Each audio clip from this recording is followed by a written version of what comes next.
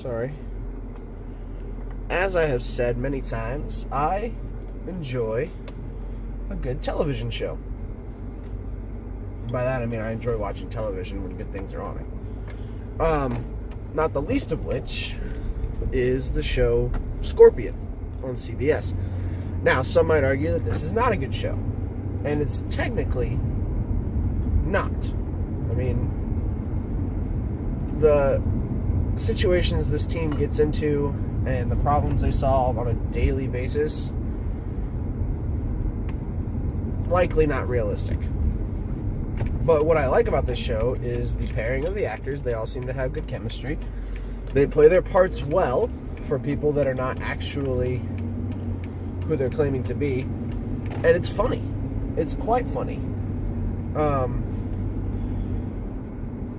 But the problem I have with the show is not in the technicality of things. It's in the exposition.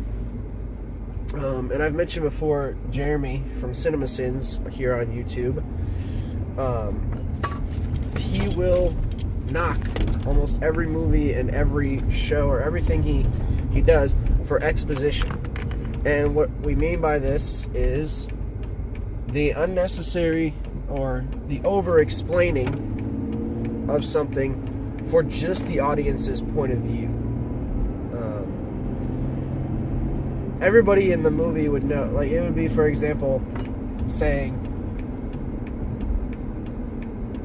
let me go grab you a glass of this water that comes from 2 hydrogen atoms and 1 oxygen atom.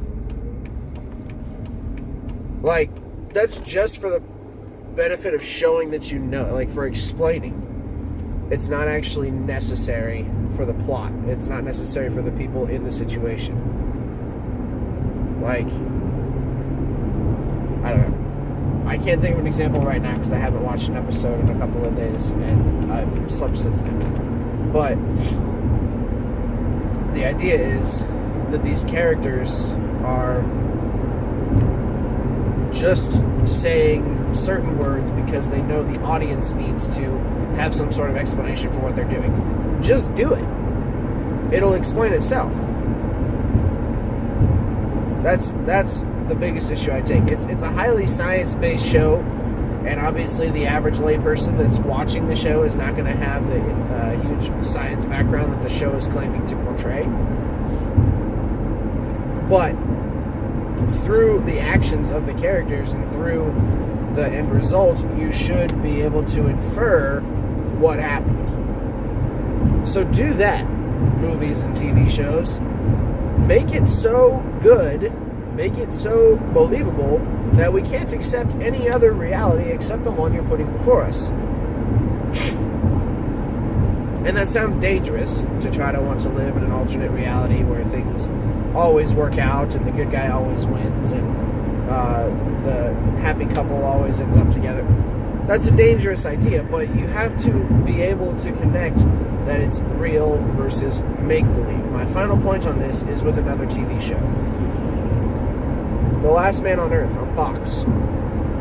One of their more recent episodes involved a serial killer who liked to cut off people's heads and eat them.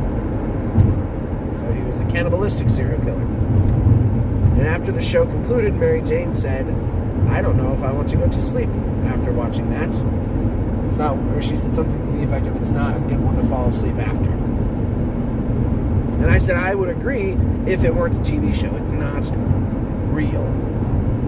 So we have to, as viewers, especially as people who might have younger viewers in the home, like, I don't know, 4th graders that come into their teacher's classroom every day and want to explain everything about the show they watched and accept it as reality.